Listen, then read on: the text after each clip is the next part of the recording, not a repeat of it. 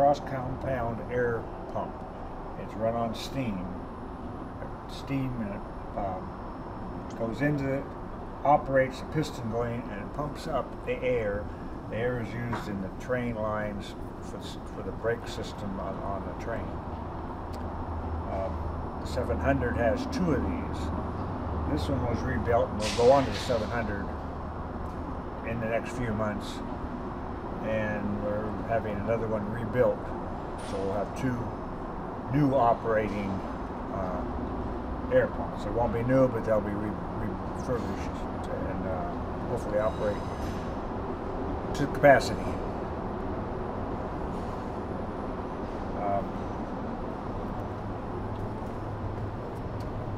This is the air side, I believe, and this it's cross compound. Air side, this air side. This is steam. Goes back and pumps back and forth. Air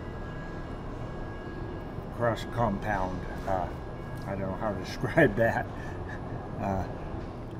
The air goes into a tank, which on the 700 is uniquely built into the frame of the locomotive, where other locomotives you can see a tank on the side, and it holds the air pressure for the air line, which keeps the brakes working on the train. All train cars are worked on air brakes.